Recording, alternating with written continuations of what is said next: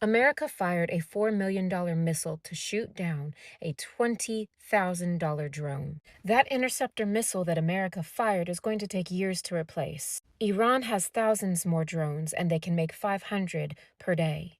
You do the math. So there's a lot of stories going around about why America attacked Iran. But this government has shown themselves to play fast and loose with the truth, so we need to be careful about what we take as fact. The bottom line is the Trump administration started a war because they wanted to, and now they're trying to figure out a good reason as to why. Trump said the aim of the operation in Iran was to make sure they didn't succeed at getting a nuclear weapon. But this is the same president who said we had destroyed Iran's nuclear capabilities last summer. In fact, my dear fellow Americans, this is my Second Amendment right. This isn't just a weapon, it's freedom. The right to defend myself, my home, my family, and my way of life in America. We take this for granted. In Iran, those people have no such right. They are disarmed, helpless, and like sheep they are being slaughtered. Right now in Iran, a genocidal regime is erasing its own people. Women, children, students, Christians, Jews, Zoroastrians, Baha'is, anyone who refuses to submit are being executed in the streets indiscriminately, dragged from their homes, and buried in mass graves. Hospitals have been turned into slaughterhouses. The world swore never again after the Holocaust, yet here we are watching it happen again. They have cut off the internet so the world can't see. They have brought in foreign mercenaries to do their killing.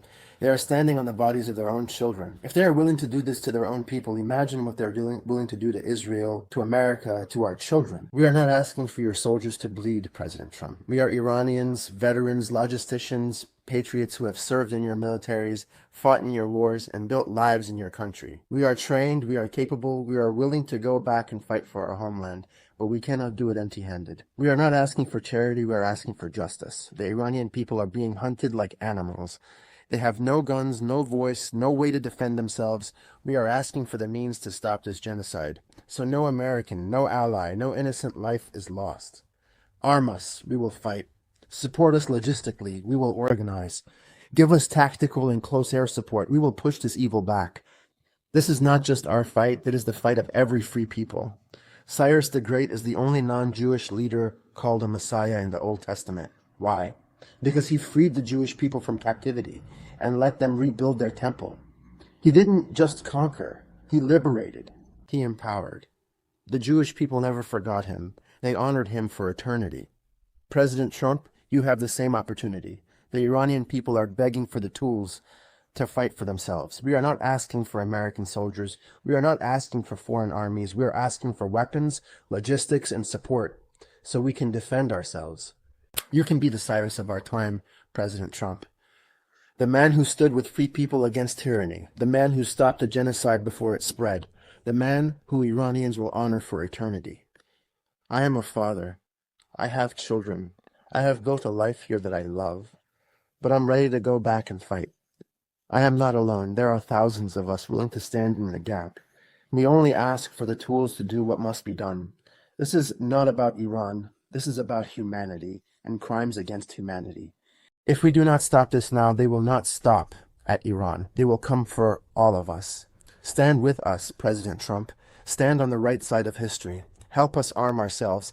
Help us fight. And you will be remembered as the man who saved the people from genocide before it's too late. So there's a lot of stories going around about why America attacked Iran. But this government has shown themselves to play fast and loose with the truth, so we need to be careful about what we take as fact. The bottom line is the Trump administration started a war because they wanted to, and now they're trying to figure out a good reason as to why.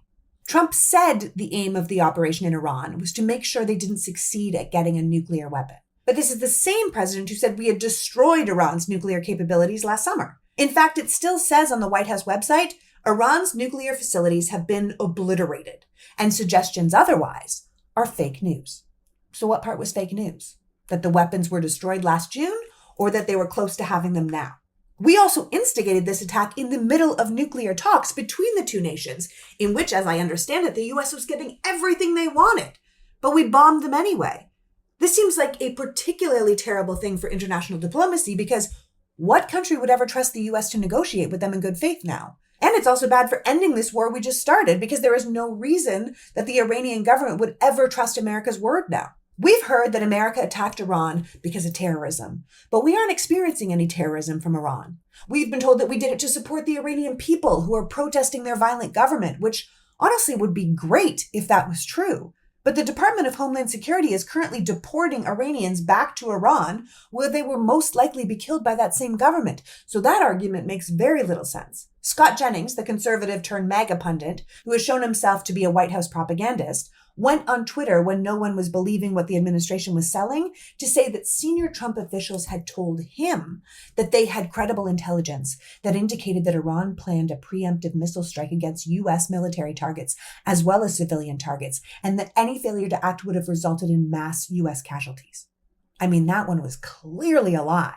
But it's concerning because it also plants the excuse for why the administration didn't get congressional approval for this war. The fact that it's not true is irrelevant to narrative building. But to me, the most concerning narrative they are trying to build is that we attacked Iran because they interfered in our elections in 2020 and 2024. Now, if this administration really cared about election interference, they would be after Russia, who we know interfered. But it seems far more likely that they care about the perception of election interference so that they can actually interfere in future elections under the guise of protecting us from evil places like Iran. I think this one is a major problem because this president is not acting like someone who is trying to win elections. He just got us into an expensive, potentially boots-on-the-ground foreign war without public buy-in, where one day in we'd already lost 4 American soldiers. Our economy is doing terribly. Every American household paid at least $1,200 extra this year because of Trump's tariffs. We are sicker, we are poorer, we are more at risk from foreign adversaries than we were before. And he does this all in an election year? That is not smart, unless you don't think that elections are going to matter. That is the story I think we all should be concerned about. Major breaking news, guys. Black Americans are sending messages to Iran. They are saying we are not involved with this. We are not standing with the president. In fact, it was not even in our knowledge that this is actually what he is going to do. In fact, they are saying every single thing that is happening, anytime you want to come and do anything in America, count us out. Let us be in good relationship. We do not bargain for this. We do not want this. Those are the words of Black Americans. And if you think I'm fabricating these words, just go on TikTok, on Instagram, or anywhere and type Black Americans messages to Iran. You are going to be getting all of that updates. Anyways, let me know what you think about this and follow for more. Today,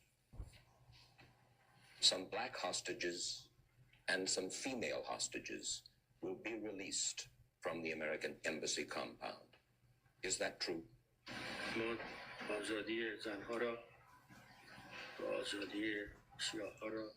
The freedom of the women and blacks will be given. Women are given great dignity in Islam. And the blacks have been oppressed in the United States. Great injustice was done unto them. They were under pressure in the United States. Thus they came here.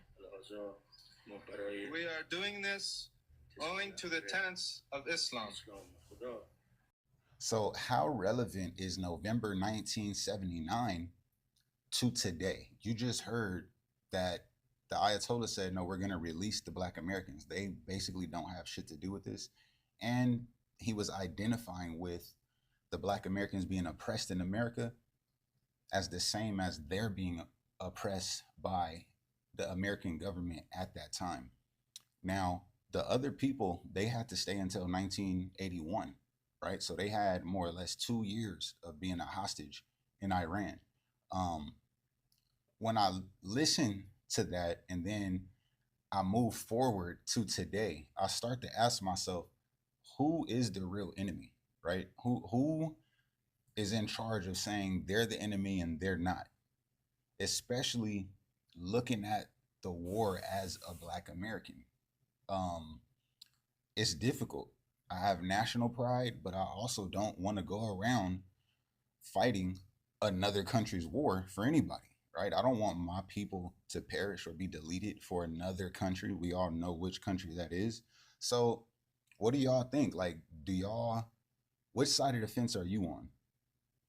Hackers in Iran allegedly threatening to hack into like the top 3 credit score companies and erasing Americans' debt to like stick it to us.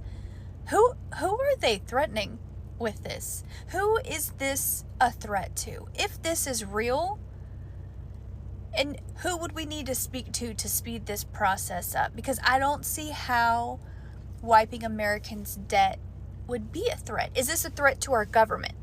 Would this hurt our government for all of us to have great credit scores all of a sudden? I mean, the things I could do with a good credit score. And honestly, I don't have to do anything at all. Just imagining the possibilities, but I'm just so baffled by them using the term like threatening America to hack into the 3 major credit score companies to wipe Americans' credit clean. As if that wouldn't make everyone's day, if not year, if not decade. America fired a $4 million missile to shoot down a $20,000 drone. That interceptor missile that America fired is going to take years to replace. Iran has thousands more drones, and they can make 500 per day. You do the math. Because this is the most important number in this entire war that no one is talking about.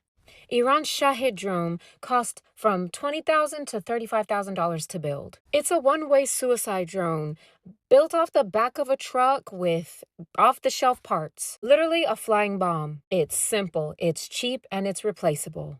The missile America shoots to fire it down is called the Patriot PAC-3 Interceptor, and it costs $4 million.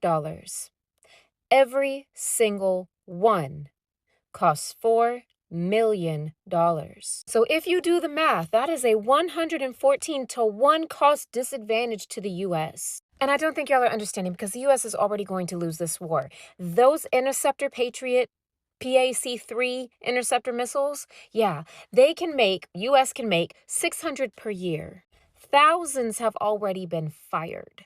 And analysts are saying that Qatar's Patriot supply can run dry in days. And the U.S. is stonewalling Gulf states asking to restock, but there are not enough to go around. One defense analyst put it quite perfectly, saying that it's like using Ferraris to intercept e-bikes. And Iran has warehouses of e-bikes and can continue to make 500 e-bikes a day. And let's be very real, Iran doesn't even need to win a single airstrike to win this war. All they need is control over the global economy, and baby, they've already done that. The Strait of Hormuz is a narrow waterway, 21 miles wide, and roughly 20% of the world's oil supply runs through there every single day. Not just Middle Eastern oil, baby, the world's oil. Let me help you understand.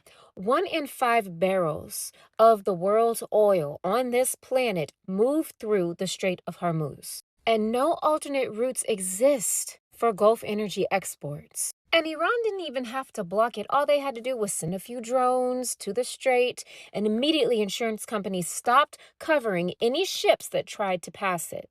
No insurance, no transit.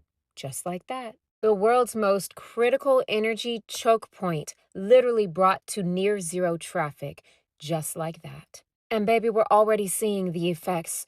The oil has shot up 25% in prices over the last few days. Shipping rates for oil tankers have hit an all-time record high, 95% up in just a weekend. And major shipping giants have canceled operations. Analysts are warning that if the strait stays closed, oil barrel prices will get to $120 per barrel.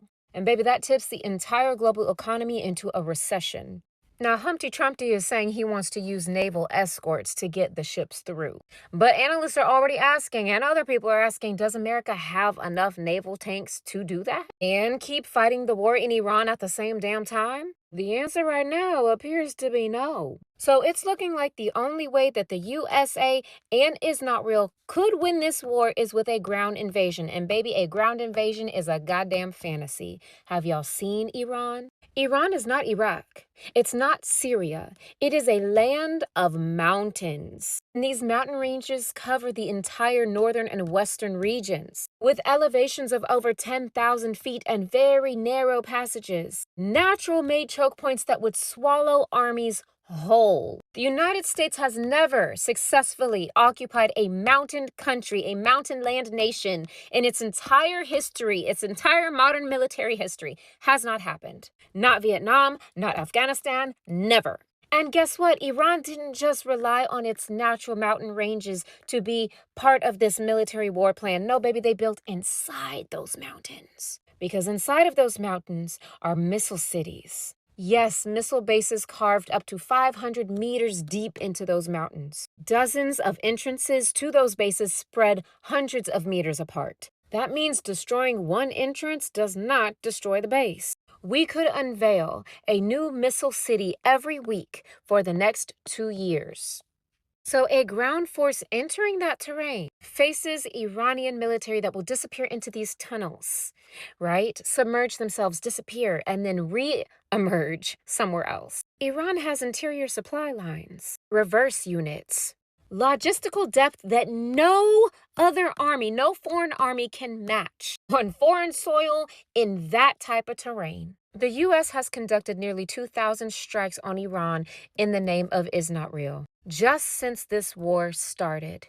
And as of this week, the IAEA has confirmed that none of Iran's nuclear installations have been destroyed, or even hit, for that matter. So before you let the news convince you that this is going well, please understand the math is not mathing. The real math does not lie.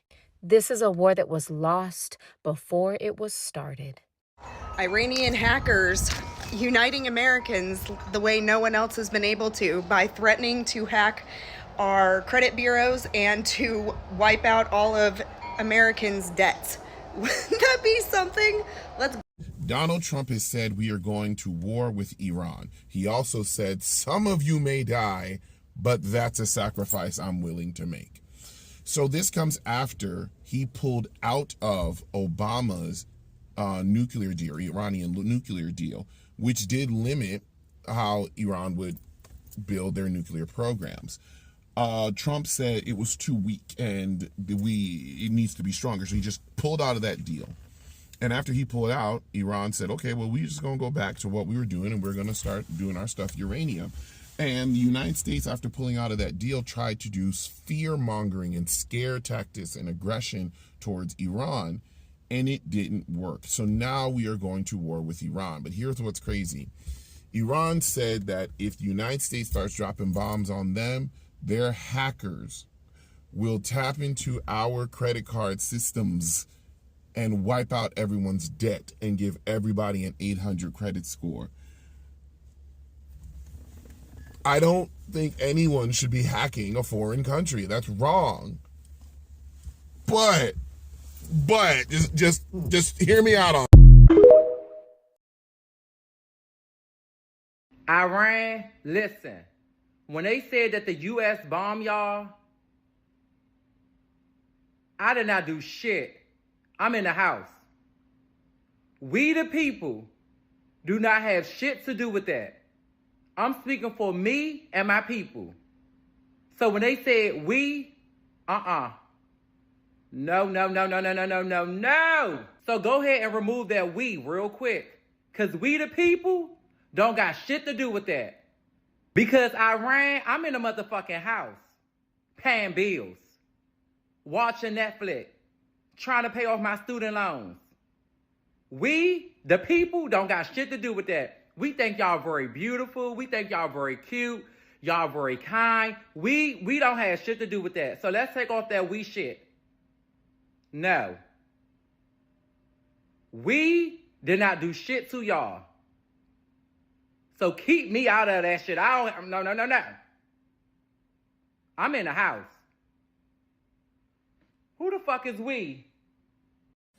I'm going to start this by saying I'm a proud American. I've served this country honorably, and I love this country. This country gave me and my family shelter and protection, and everything good in my life has come from America, from the United States of America. I'm proud to be a citizen of this country. I hold that flag high.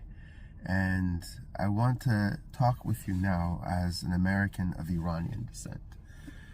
The people of Iran are fighting for their freedom, and I see a lot of talking heads online who are not Iranian, who want to see the Islamic Republic stay in power. Why do you want to see the Iranian people enslaved? Islam is not the native religion of Iranians. Iranians' dream of freedom for them and their families and their children are being genocided by this non-Iranian, anti-Iranian Islamic regime that we have supported from its inception. Since Jimmy Carter and the West supported Khomeini and sent Khomeini from France back to Iran after he was exiled by the king who didn't want to turn him into a martyr, he brought a bloody and a bloodbath revolution to Iran called the Islamic Republic, and they stayed in power after America supported Saddam Hussein with chemical weapons and money to attack Iran. That attack on Iran, they knew, would consolidate the people around this unelected government. This is a CIA op. I want everyone out here to know that the Islamic Republic is not an Iranian republic. The Islamic Republic is an Islamic Republic. It's exactly what it says it is. They have replaced our flag with an Arabian flag that has Arabic words. The lion and the sun have come down. They have taken the oldest monarchy since recorded history, since prehistory, and turned it into a trash bin, basically a shithole, where they kill their own children, and that's how they stay in power. There is a massacre, a genocide happening in Iran now because our president, who I respect and admire very much and I have supported always, gave them his word that he would be there for them. And they went out en masse and were massacred after the government turned off the lights and the internet.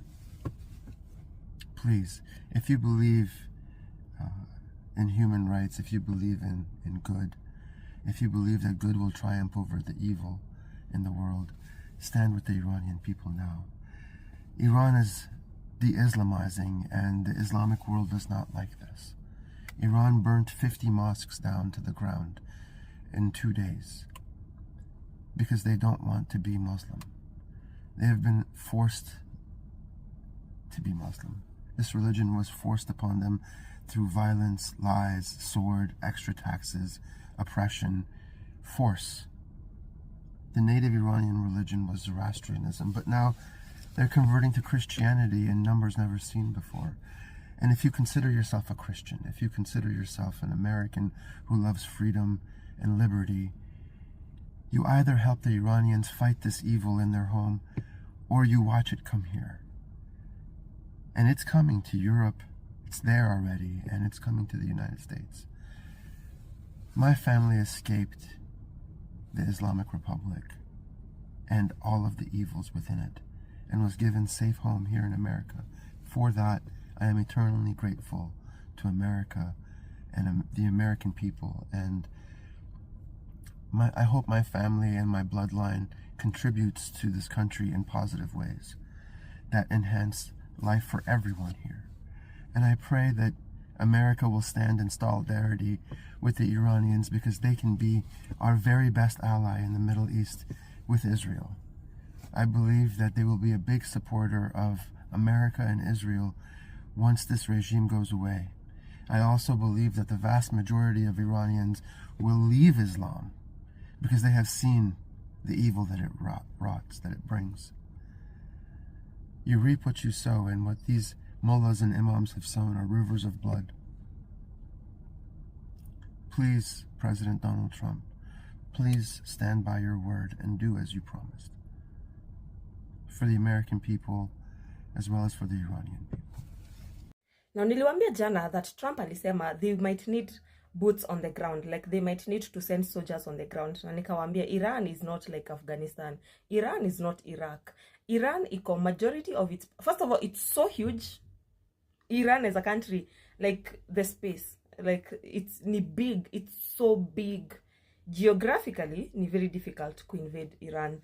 Now, apart from that, apart from the distance of how big it is, also majority of its land yenye nao wanakaa, it's mountains that the US soldiers are not familiar with, but the Iranian soldiers are very familiar with. Do you know, by the way, after the revolutionary in 1979, Iran establish a revolutionary guard. Like, how ni soldiers wenye purpose yao ni to protect Iran in case of any invasion. Now, these people, they have been preparing since 1980s. So our watu ni watu, they have been really prepared. Now, when the minister wa Iran aliulizwa, aliambiwa Trump is coming, what do you think about that? Alisema, yeah, we are waiting for them. President Trump has not ruled out boots on the ground in Iran. Are you afraid of a U.S. invasion in your country? No, we are waiting for them. You are waiting for the U.S. military to invade the ground troops? Yes, because... Nakasema, yeah, we are capable of taking them out. So, mind you, hakuna mahali US ishaipeleka soldiers wao. Hata Somalia wakashinda, hata Iraq, hata Afghanistan, hata Syria. Hakuna mahali soldiers wa US washaienda kwa ground na wakatoka kama wameshinda hiyo war. All the times inakuanga wame withdraw. So imagine Iran, yenye wamesema they are ready for this. They radicalized that country so much. US will radicalize that country so much, but let's see how it goes. So those are the news. I'm going to take a break from talking about Iran. Hii war itaendelea for weeks and weeks. So tutakuwa na content for weeks and weeks and weeks. But I need you to know that you can't be panicking when these things happen. These things have to happen. Unajua nyinyi watu ndio mmenidiscover sai. Majority of you are following me. You're following me right now, but I've been talking about this since 2024. So I know when I'm talking, when I say this has to happen, Iran has to win. For whatever is to come, Iran has to win. But let's see how it goes.